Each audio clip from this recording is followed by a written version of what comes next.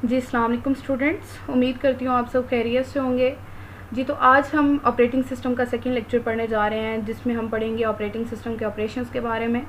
इससे पहले हम जो है ऑपरेटिंग सिस्टम का एक ब्रीफ इंट्रोडक्टिव लेक्चर पढ़ चुके हैं, जिसमें हमने देखा कि ऑपरेटिंग सिस्टम क्या है, ऑपरेटिंग सिस्टम की डेफिनेशन के बारे में पढ़ा कि किस तरह से एक ऑपरेटिंग सिस्टम जो है वो इंटरमीडिएटर के तौर पे काम करता है एक हार्डवेयर और एक यूज़र के दरमियान में। इसके अलावा जो है हम ऑपरेटिंग सिस्टम के गोल्स एंड फंक्शंस के बारे में पढ़ चुके हैं। इस तरह से हमने एक स्टोरेज स्ट्रक्चर के बारे में डिस्कस किया, किस तरह से जो बिट है वो स्टोर करती है डाटा को। इस तरह से उसकी डिफरेंट टाइप्स के बारे में पढ़ा, bit, byte, kilobyte and so on. So आज हम पढ़ेंगे ऑपरेटिंग सिस्टम कौन कौन से ऑपरेशंस को परफॉर्म करवाता है। So the first one is interrupt driven hardware and software. ये ऑलरेडी मैं आपको प्रीवियस स्लाइड में कवर करवा चुकी हूँ, जो हमारा फर्स्ट लेक्चर था, जिसमें मैं आपको बता चुकी हूँ कि जब भी एक आईओ डिवाइस जो है वो अपना एक ऑपरेशन कंप्लीट करवाती है तो वो एक सिग्नल जनरेट करती है सीपीयू को, ये बताने के लिए कि मैं अपना काम जो है वो ख़त्म कर चुका हूँ या कर चुकी हूँ, जो भी है। तो वो जो सिग्नल सीपीयू को जनरेट किया जाता है उसको हम कहते हैं ये एक इंटरप्ट है। ठीक है जी। ये इस इंटरप्ट की दो टाइप्स हो सकती हैं, एक आपके पास हार्डवेयर इंटरप्ट है और दूसरा आपके पास सॉफ्टवेयर इंटरप्ट है। अगर हम हार्डवेयर इंटरप्ट की बात करें तो मैंने ये आपको पहले भी बताया कि हार्डवेयर इंटरप्ट जो है वो डिवाइसेस की तरफ से, एक हार्डवेयर की तरफ से जो है वो जनरेट किया जाता है, लाइक आईओ डिवाइसेस की तरफ से। और अगर मैं बात करूँ सॉफ्टवेयर इंटरप्ट की, तो सॉफ्टवेयर इंटरप्ट सॉफ्टवेयर की तरफ से जनरेट किया जाएगा सिग्नल। लाइक मैंने आपको बताया, मैथ्स का रूल है कि आप कभी भी किसी भी वैल्यू को ज़ीरो से डिवाइड नहीं कर सकते, ये आपने पढ़ा होगा मैथमेटिक्स में। सो जब भी आप क्या करेंगे, आप किसी भी वैल्यू को ज़ीरो से डिवाइड करेंगे, लाइक आप डिवाइड करते हैं 0/7, 0/8, 0/9। सो ये एक आपकी जो है ये एक मिस्टेक है, ये एक आप जो है रॉन्ग डाटा दे रहे हैं कंप्यूटर को। तो जब भी आप कोई रॉन्ग वैल्यू, कोई रॉन्ग डाटा या कोई रॉन्ग ऑपरेशन करने को कहेंगे कंप्यूटर से, तो जो आपका सॉफ्टवेयर है वो एक इंटरप्ट जनरेट करेगा, जिसको आप जो है ट्रैप या एक्सेप्शन कहते हैं, और इसको हम ओवरऑल कहते हैं कि ये आपकी सॉफ्टवेयर इंटरप्ट है। ठीक है जी। इसके बाद है हमारे पास ऑपरेटिंग सिस्टम के operations. Operating system dual mode में वर्क करता है, जिसमें हम कहते हैं जी एक तो है user mode and the next one आपके पास है जी कर्नल मोड। अगर बाय डिफ़ॉल्ट आपका सिस्टम की अगर मैं बात करूं तो बाय डिफ़ॉल्ट जो आपका ऑपरेटिंग सिस्टम है वो यूज़र मोड में वर्क करता है। ठीक है जी। इसके अलावा जब भी कोई ऐसा काम आता है जो कि आपके कर्नल के रिलेटेड होगा, जो आपके सिस्टम के रिलेटेड होगा, तो वो फिर जो है वो रिक्वेस्ट आपकी सिस्टम कॉल के थ्रू जो है वो जाएगी कर्नल मोड में, और वो आपका काम उस तरह से होगा। इसको अगर ये आपकी जो इंस्ट्रक्शंस लिखी हुई हैं, ये मैं अगर आपको डायग्राम से समझाऊं तो आपको क्लियर आइडिया हो जाएगा। ये आप डायग्राम देख सकते हैं, इसमें आपके पास है जी, ये आपके पास यूज़र प्रोसेसेस हैं और ये आपके पास कर्नल मोड है। जिस ड्यूअल मोड की मैं बात कर रही हूँ ये यूज़र मोड है और ये कर्नल मोड है। अच्छा जी, बाय डिफ़ॉल्ट मैंने आपको कहा कि जितनी भी एप्लीकेशंस होती हैं आपकी कंप्यूटर प्रोग्राम्स की, वो बाय डिफ़ॉल्ट यूज़र मोड में काम करती हैं, और ये मोड होता है जी मोड बिट 1।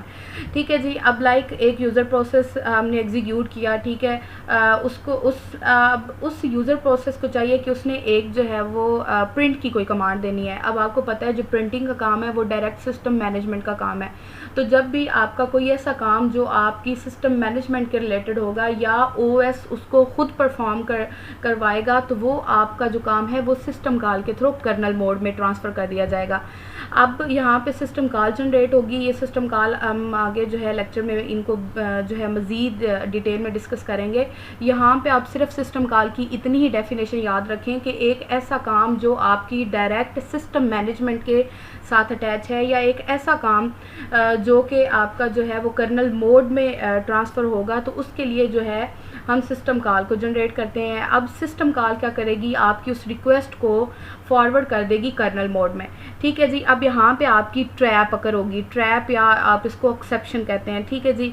और फिर आपका जो भी प्रोसेस होगा या जो भी आपकी रिक्वेस्ट होगी उसको यहाँ पे सॉल्व किया जाएगा। एग्जीक्यूट सिस्टम कॉल, जो भी आपने जिस काम के लिए आपने सिस्टम कॉल जनरेट की है वो काम आपका यहाँ पे एग्जीक्यूट कर दिया जाएगा। इसके बाद जो है ये रिटर्न कर दिया जाएगा यूज़र मोड को। अब यहाँ पे जब आपको पता है कि यूज़र मोड 1 था, जब वो कर्नल में आया तो उसका मोड बिट 0 हो गया। वापस जब उसकी ट्रांसफरिंग की जाएगी तो उसका मोड बिट जो है वो अगेन 1 कर दिया जाएगा। सो इस तरह से ये यूज़र प्रोसेस और कर्नल मोड काम करते हैं। बाय डिफ़ॉल्ट जो है जितनी भी एप्लीकेशंस हैं ये आपने याद रखनी है, वो आपकी यूज़र मोड में रन होती हैं। और जब भी आपका ऐसा काम जो सिस्टम मैनेजमेंट के साथ अटैच होगा उसके लिए फिर हम जो है सिस्टम कॉल को जनरेट करेंगे। यहाँ पे अगर मैं आपको बता दूँ टाइमर टू प्रिवेंट अच्छा जी, ये है transition from user to kernel mode, timer to prevent infinite loop process hogging resources. अब इससे क्या मुराद है कि आप जो है एक टाइमर सेट कर देंगे। अब फॉर एग्जांपल एक प्रोसेस है लाइक मैं आपको एक एग्जांपल दूँ, आप 10 स्टूडेंट हैं जिन्होंने टीचर से मिलना है। अब पहला स्टूडेंट टीचर से मिलने गया और वहाँ पे कोई टाइम फिक्सिंग नहीं है, कोई टीचर ने टाइम एलोकेट नहीं किया हुआ कि एक बच्चे को मैं इतना ही टाइम दूंगा। तो हो सकता है जो पहला प्रोसेस क्या है वो वहाँ पे 1 घंटा लगा दे और आप बाकी जो 9 स्टूडेंट्स हैं आप तो फिर बाहर ही खड़े रहेंगे, वेटिंग पे लगे रहेंगे। सो ऑपरेटिंग सिस्टम इस तरह की कॉन्फ्लिक्टिंग से बचने के लिए टाइमर को सेट करता है ताकि एक लूप जो है वो इतनी लंबी ना हो जाए कि बाकी प्रोसेस जो है वो स्टिल वेटिंग पे ही लगे रहें। ठीक है जी। इसके बाद है timer is to set to interrupt the computer after some time period. जो टाइमर है वो हम एलोकेट करते हैं कुछ टाइम गुजरने के बाद। लाइक हम पहले प्रोसेस को अगर 5 मिनट देते हैं तो उसके बाद हम एक इंटरप्ट जनरेट करेंगे जिसमें वो उसको बताएगा कि आपके 5 मिनट पूरे हो चुके हैं। ठीक है जी। Keep a counter that is decremented by the physical clock. ये वही बात है कि हम एक काउंटर सेट कर लेंगे। ठीक है, जब एक प्रोसेस अंदर जाएगा, ठीक है, तो उसके बाद वो जो आपकी फ़िज़िकल क्लॉक है वो 1 से डिक्रीमेंट होना शुरू हो जाएगी। तो जब वो फ़िज़िकल क्लॉक आपकी 0 पे पहुंच जाएगी तो उससे ये मुराद है कि उस प्रोसेस ने अपने 5 मिनट पूरे कर लिए। ठीक है जी। Operating system set the counter privileged instruction, जो आपने इंस्ट्रक्शन दी होगी उसके अकॉर्डिंग जो है वो उसको प्रिविलेज करेगा। When counter 0 generate N interrupt, जब आपका जो काउंटर यहाँ पे जो आपने काउंटर सेट किया है जब वो 0 पे पहुँच जाएगा तो आपकी एक इंटरप्ट जनरेट होगी। मैं आपको बता चुकी हूँ इंटरप्ट क्यों जनरेट होगी, वो एक सिग्नल सीपीयू को देगी कि इस प्रोसेस का टाइम जो है वो कंप्लीट हो चुका है। ठीक है जी। अब जो है वो नेक्स्ट प्रोसेस की बारी है। So that set up before scheduling process to regain control or terminate program that exceeds allotted time. इससे मुराद ये है कि अगर एक प्रोसेस को आपने 5 मिनट दिए हैं, ठीक है, अब ये उसका अलॉटेड टाइम था, ठीक है जी, अब वो अपने अलॉटेड टाइम से एक्सीड कर चुका है, ठीक है, या उसने मज़ीद टाइम और लेना है, तो वो क्या कहता है कि आपने उसको सेटअप करना है। जब आप स्केजुलिंग कर रहे हैं, अब आप 5 मिनट दे रहे हैं, तो उसमें वो प्रोसेस अगेन मतलब आप उसको वहीं पे टाइम जो है वो ज़्यादा दे देंगे कि अगर आप अपने अलॉटेड टाइम से एक्सीड करेंगे तो आपको इतना ऊपर मतलब 2 या 3 मिनट और दिए जाएंगे। ठीक है जी। इसके बाद हम देखते हैं प्रोसेस मैनेजमेंट। यहाँ से अब मैं अगर बात करूँ तो यहाँ से आपके ऑपरेटिंग सिस्टम के गोल्स और फंक्शंस स्टार्ट होते हैं, जिसमें आपका पहला इंपॉर्टेंट गोल जो है वो है प्रोसेस मैनेजमेंट। और ये आपका एक इम्पोर्टेंट चैप्टर है लॉन्ग, जिसको हम ब्रीफली डिस्कस करेंगे नेक्स्ट इंशाल्लाह नेक्स्ट चैप्टर्स में। आई थिंक सो ये आपका 3rd चैप्टर है। सो अगर यहाँ पे मैं आपको शॉर्ट समरीज की बताऊँ तो प्रोसेस मैनेजमेंट क्या होता है। Process is a program in execution. अब प्रोसेस और प्रोग्राम में भी डिफरेंस है। अगर मैं आपको इसकी थोड़ी सी समरी बताऊं तो आपको पता है कि जब भी आप कोई प्रोग्राम राइट करते हैं तो आपको पता है वो आप हाई लेवल लैंग्वेज में राइट करते हैं। ठीक है, यूज़र जो है वो एक हाई लेवल लैंग्वेज को अंडरस्टैंड करता है। ठीक है जी। अब यूज़र एक हाई लेवल लैंग्वेज को अंडरस्टैंड करता है, लेकिन जो आपका कंप्यूटर है वो एक हाई लेवल लैंग्वेज को अंडरस्टैंड नहीं करता। तो सबसे पहले क्या होता है, यूज़र एक प्रोग्राम राइट करता है हाई लेवल लैंग्वेज में। ठीक है जी। उस हाई लेवल लैंग्वेज वाले प्रोग्राम को कन्वर्ट किया जाता है बाइनरी मशीन में, बाइनरी लैंग्वेज में 0-1 की फॉर्म में, जिसको फिर कंप्यूटर पे रन किया जाता है। अब जो आपका प्रोग्राम बाइनरी फॉर्म में है और उसको हमने लोड करवा लिया है मेमोरी में, अभी तक उसको हमने एग्जीक्यूट नहीं करवाया, उसको सिर्फ़ और सिर्फ हमने हार्ड डिस्क पे सेव करवाया। जो भी प्रोग्राम था, जो भी मैंने मतलब जो है एक प्रोग्राम बनाया, उसको मैंने हार्ड डिस्क पे सेव कर दिया। अब मैंने उसकी एग्जीक्यूशन करवानी है, तो एग्जीक्यूशन से पहले आपको पता है जो भी काम आपने करवाना है वो सबसे पहले मेमोरी में लोड होके आता है। ठीक है जी। अब वो प्रोग्राम जो मेमोरी में लोड होके पड़ा है, अभी तक उसकी एग्जीक्यूशन नहीं हुई, अभी तक वो CPU के पास नहीं गया, उसको हम कहते हैं जी वो प्रोग्राम है। ठीक है जी। प्रोग्राम एक पैसिव एंटिटी है, इसको यहाँ पे ये राइट भी किया हुआ है, प्रोग्राम एक पैसिव एंटिटी है जिस पे अभी तक कोई एग्जीक्यूशन नहीं करवाएगी। अब वही प्रोग्राम जब आपका जो है लोड होके CPU के पास रनिंग फॉर्म में चला जाएगा, उसकी एग्जीक्यूशन स्टार्ट होना शुरू हो जाएगी, उसको हम कहते हैं जी वो बन जाएगा आपका प्रोसेस। और प्रोसेस आपकी एक्टिव एंटिटी है। एक्टिव एंटिटी क्यों कह रहे हैं? क्योंकि आपका वो जो प्रोग्राम है अब वो एग्जीक्यूशन स्टेट में है, इसलिए हम उसको एक्टिव एंटिटी कहते हैं। उसके बाद है जी process needs resources to complete its task. ज़ाहिर सी बात है एक प्रोसेस अपने टास्क को कंप्लीट करने के लिए उसको बहुत सारे आईओ रिसोर्सेज की भी ज़रूरत पड़ती है। जैसे मैं आपको प्रीवियसली मल्टी प्रोग्रामिंग में बता चुकी हूँ कि एक प्रोग्राम जो है वो आया और एक प्रोसेस आया रन होने के लिए, और उसको दरमियान में जो है वो उसको आईओ डिवाइसेस की ज़रूरत पड़ गई, तो वो फिर उस दौरान में क्या होगा कि वो अपनी आईओ डिवाइसेस को पूरा करेगा और उस दौरान CPU आपका फिर आइडियल रहेगा, जिसको फिर जो है वो हम बेहद नहीं करते मल्टी प्रोग्रामिंग में। इसी नुकसान को या इसी डिसएडवांटेज को देखते हुए फिर हमने मल्टीटास्किंग या टाइम शेयरिंग की बात की और हमने टाइम शेयरिंग सिस्टम को जनरेट किया या बनाया। ठीक है जी। अब एक प्रोसेस को कौन से जो है वो रिसोर्सेज की ज़रूरत पड़ सकती है? डिफरेंट रिसोर्सेज हैं, like CPU, memory, IO devices हैं, फाइल्स हैं, या इनिशियलाइजेशन ऑफ डाटा है। Next one is process termination requires reclaim of any reusable resources. Single threaded process has one program counter specifying location of next instruction to execute. अच्छा जी, अब thread और अगर मैं बात करूँ प्रोसेस में, तो इन दोनों में फ़र्क है। प्रोसेस आपका एक कंप्लीट प्रोग्राम होता है, ठीक है जी। थ्रेड जो होते हैं, थ्रेड एक प्रोसेस के अंदर डिफरेंट छोटे छोटे उसके पार्ट्स होते हैं उसी प्रोसेस के, ठीक है जी। Process executes instruction sequentially. Process जो है वो इंस्ट्रक्शन को सिक्वेंशली जो है वो एग्जीक्यूट करता है तरतीब के साथ, वन एट अ टाइम, एक टाइम पे सिर्फ एक, अनटिल कंप्लीशन, जब तक कि उसकी कंप्लीशन नहीं हो जाती। अब अगर हम मल्टी थ्रेडेड प्रोसेस की बात करें, हैज़ वन प्रोग्राम काउंटर पर थ्रेड, एक थ्रेड के बाद जो है एक उसका प्रोग्राम काउंटर जो है वो इंक्रीज़ या डिक्रीज़ करता है। Typically system has many processes, some user, some operating system running concurrently on one or more CPUs। ये तो आपको ज़ाहिर सी बात पता है। कंकरेंसी भी मैं पीछे डिस्कस कर चुकी हूँ। कंकरेंसी मींस आप एट द सेम टाइम जो है मल्टीपल प्रोसेसेस को जो है वो रिस्पॉन्ड कर रहे हैं। इसकी अगर मैं आपको डायग्राम शो करूँ तो ये डायग्राम आप देख सकते हैं। प्रोसेस एक कंप्लीट जो है आपके पास प्रोसेस है जिसके अंदर जो है वो थ्रेड जनरेट होते हैं। लाइक ये देखें, एक प्रोसेस के अंदर थ्रेड 1 है, थ्रेड 2 है, थ्रेड 3 है, इस तरह से थ्रेड 4 है, ठीक है जी। आप इसको यूँ कह सकते हैं कि थ्रेड जो है वो एक सब पार्ट है प्रोसेस का, ठीक है जी। Process management activities. The operating system is responsible for the following activities in connection with process management, creating and deleting both user and system processes, ठीक है जी। ऑपरेटिंग सिस्टम की ये रिस्पॉन्सिबिलिटी है कि वो एक सिस्टम प्रोसेस या यूज़र प्रोसेस जो भी है उसको क्रिएट करेगा, देन उसको डिलीट भी करेगा। जब ज़ाहिर सी बात है एक प्रोसेस आया, उसने अपना काम ख़त्म किया, जब उसने अपना काम ख़त्म कर लिया तो उसको डिलीट करना भी ऑपरेटिंग सिस्टम की रिस्पॉन्सिबिलिटी है। Suspending and resuming process. अगर आपने एक प्रोसेस अपना काम कर रहा था, एक ऐसी सिचुएशन आती है कि आपको उसको सस्पेंड करना पड़ता है या उसको रिज्यूम करना पड़ता है, तो वो भी ऑपरेटिंग सिस्टम की रिस्पॉन्सिबिलिटी है। ये आप आगे पढ़ेंगे कि हम क्यों सस्पेंड करते हैं या क्यों रिज्यूम करते हैं। उसके लिए डिफरेंट जो है वो क्राइटेरिया है कि ये अगर इस तरह की सिचुएशन अगर होती है तो आप जो है एक प्रोसेस को सस्पेंड कर सकते हो या रिज्यूम कर सकते हो, ठीक है जी। ये इंशाल्लाह हम नेक्स्ट डिटेल में पढ़ेंगे। इसके बाद है जी providing mechanisms for process synchronization. Process synchronization एक डिटेल टॉपिक है, एक डिटेल चैप्टर है जिसको हम नेक्स्ट पढ़ेंगे। यहाँ पे मैं आपको डेफिनेशन बता दूँ। जब multiple processes at the same time occur होते हैं, मल्टीपल रिक्वेस्ट एक बंदे के पास जाती हैं, तो उसमें क्या होता है, उसमें आपको फिर प्रोसेस सिंक्रोनाइजेशन करना पड़ती है। प्रोसेस सिंक्रोनाइजेशन से क्या मुराद है कि आप एट द सेम टाइम जो है अगर सारी रिक्वेस्ट को जो है वो रिस्पॉन्ड करेंगे तो उसमें फिर गलती के चांसेस अकर होना शुरू हो जाते हैं, ठीक है जी।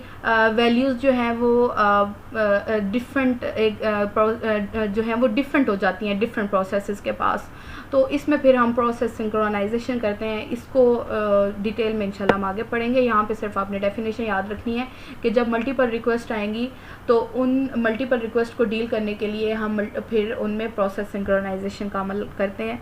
उसके बाद है जी providing mechanisms for process communication. ज़ाहिर सी बात है मल्टीपल प्रोसेसेस जो अकर हो रहे हैं वो एक दूसरे के साथ कम्युनिकेशन भी करना चाहते हैं, वो आपस में इंफॉर्मेशन भी शेयर करना चाहते हैं, वो आपस में रिसोर्सेज को भी शेयर करेंगे, तो उसके लिए एक प्रॉपर जो मैकेनिज़्म है वो भी ऑपरेटिंग सिस्टम प्रोवाइड करता है। नेक्स्ट वन है जी providing mechanisms for deadlock handling. अच्छा जी, डेडलॉक भी आपका डिटेल चैप्टर है। अब आप कहेंगे मिस कैरी हैं कि ये भी आपका डिटेल चैप्टर है, ये भी आपका डिटेल चैप्टर है। तो बेटा ये आपका, मैंने आपको पहले बताया है कि ये आपका जो कोर्स है ये थ्योरेटिकल है प्लस आपका समझने वाला कोर्स है। प्रैक्टिकली हिसाब से अगर देखा जाए तो चीज़ें आपको आपकी प्रैक्टिकल लाइफ में इम्प्लीमेंट करके पता होनी चाहिए। तो ये सारे आपकी डिटेल चैप्टर हैं जो हमने नेक्स्ट डिस्कस करने हैं इंशाल्लाह। डेडलॉक हैंडलिंग क्या होती है? जब मल्टीपल रिक्वेस्ट अकर होती हैं तो वहाँ पे ऐसा होता है कि डेडलॉक अकर हो सकता है। मतलब एक रिक्वेस्ट को रिसोर्स 1 चाहिए और एक दूसरा प्रोसेस है उसको भी रिसोर्स 1 चाहिए।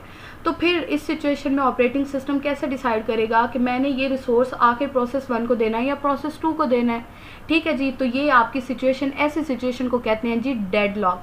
तो डेडलॉक को हैंडल किस तरह से किया जाएगा, किस क्राइटेरिया पे, ये भी इंशाल्लाह हम नेक्स्ट डिटेल में पढ़ेंगे। इसके बाद है जी प्रोसेस वर्स थ्रेड्स। ये मैंने जो है ख़ुद से ऐड किया आपको समझाने के लिए स्लाइड्स में। प्रोसेस और थ्रेड्स में क्या फ़र्क है? अगर आप अपने कंप्यूटर के विंडोज़ टास्क मैनेजर में जाएंगे तो वहाँ पे आपको डिफरेंट प्रोसेसेस जो हैं वो रन होते दिखाई देंगे। अगर मैं यहाँ पे किसी भी प्रोसेस पे क्लिक करूँ तो आपको इस तरह की जो है वो विंडो नज़र आएगी प्रोसेसेस की, जिसमें आपके पास डिफरेंट प्रोसेसेस आपको एग्जीक्यूट होते नज़र आएंगे। ठीक है जी, अगर मैं थ्रेड्स की बात करूँ तो आप अगर प्रोसेस कंट्रोल ब्लॉक में जाएँ, ठीक है जी, नहीं सॉरी, अगर आप अपने कंप्यूटर के प्रोसेस एक्सप्लोरर में जाएँ, ठीक है जी, तो इसमें आपके पास आपको डिफरेंट जो है वो थ्रेड्स शो आपको होंगे। अगर आप किसी भी एक थ्रेड पे, लाइक यहाँ पे माइक्रोसॉफ्ट edge.exe पे अगर हम क्लिक करें तो नेक्स्ट आपके पास इस तरह की विंडो जनरेट होगी जिसमें आपके पास ये डिफरेंट थ्रेड्स आपको रन होते नज़र आएंगे।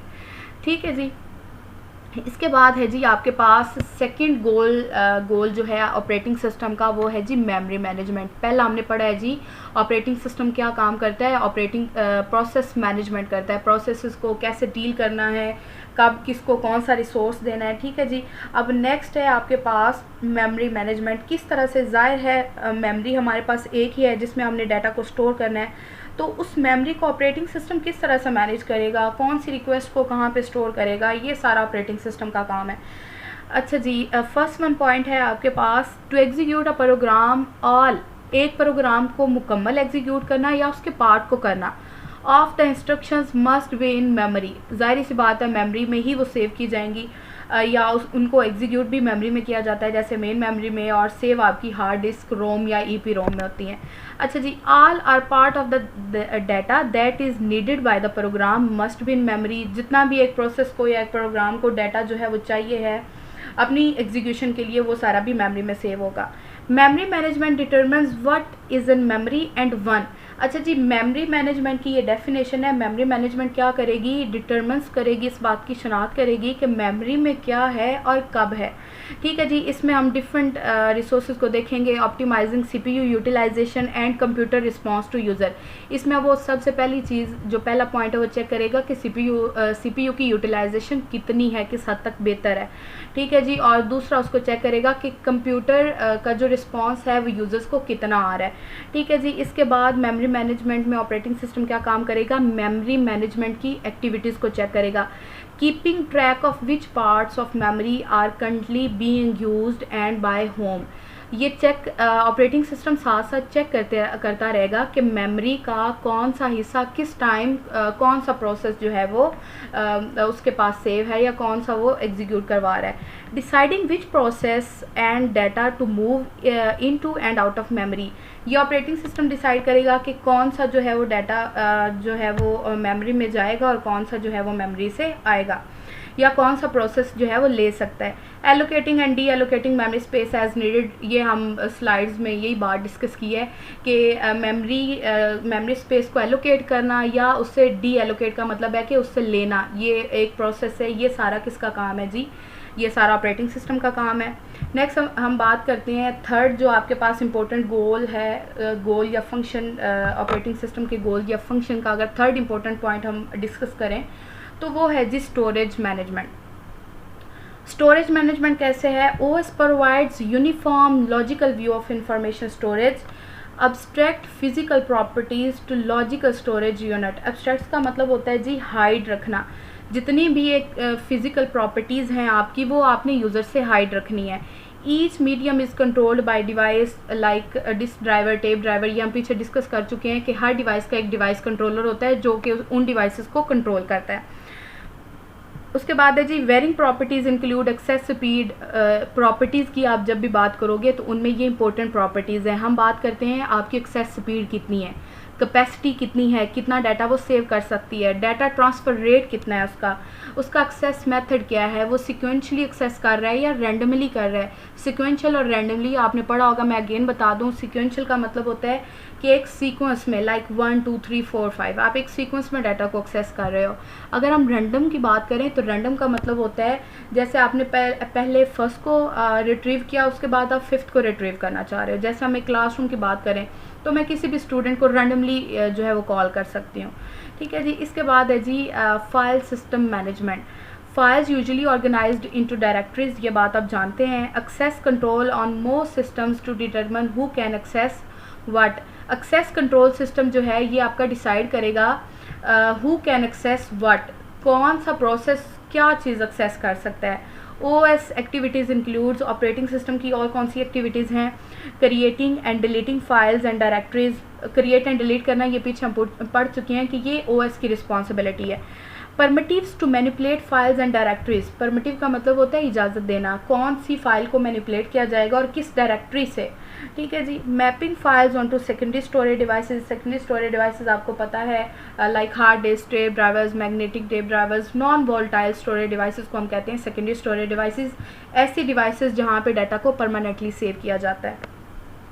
नेक्स्ट वन है जी backup files onto stable non volatile storage media. हमने जाहिर सी बात है जो भी डाटा है हम बैकअप हमारी एक नीड है, तो हमने बैकअप जो है वो किस तरह से करना है या कहाँ पे सेव किया जाएगा, वो सारी जो है वो किसकी रिस्पॉन्सिबिलिटी है, वो OS की रिस्पॉन्सिबिलिटी है। नेक्स्ट अगर हम बात करें मैस स्टोरेज मैनेजमेंट की तो इसमें हम देखते हैं usually disk use to store data that does not fit in main memory or data that must be kept for a long period of time. अच्छा जी, मैस स्टोरेज मैनेजमेंट में हम बात करते हैं कि ऐसा डाटा जो हम मेन मेमोरी में कैप्ट नहीं कर सकते, क्योंकि मेन मेमोरी स्मॉल है। आपको पता है मेन मेमोरी में डाटा कब आता है, जब हम उस डाटा को जो है वो एग्जीक्यूट करवाना चाहते हैं। तो फर्स्ट ऑफ ऑल जो है वो डाटा लोड होके मेन मेमोरी में जाता है। अच्छा जी, अब हमारी दूसरी रिक्वायरमेंट या नीड क्या है कि हम डाटा को एक लॉन्ग पीरियड ऑफ टाइम के लिए सेव करवाना चाहते हैं, जबकि जो आपकी मेन मेमोरी है वो एक वोलेटाइल मेमोरी है। वहाँ पे डाटा जो है वो वोलेटाइल है। दैट मीन्स जब आप कंप्यूटर बंद करेंगे, कंप्यूटर शट डाउन करेंगे तो आपका डाटा वहाँ से रिमूव हो जाएगा। सो हमारी जो रिक्वायरमेंट है कि हम डाटा को एक लॉन्ग पीरियड ऑफ टाइम के लिए सेव करवाना चाहते हैं, तो उसके लिए फिर हम मैस स्टोरेज मैनेजमेंट की बात करते हैं। Proper management is of central importance, ये एक सेंट्रल इम्पोर्टेंस जी है इसकी। Entire speed of computer operation hinges on disk subsystem and its algorithm. OS की एक्टिविटीज़ कौन सी हैं? Free space management, storage allocation, disk की स्केजलिंग करना, ये सारा काम जो है वो OS का है। इसके बाद है जी some storage need not be fast. Tertiary storage includes, optical storage की बात करते हैं या मैग्नेटिक टेप्स की बात करते हैं। टेरिटरी का मतलब ये होता है कि आपकी जो थर्ड डिग्री है, ठीक है जी।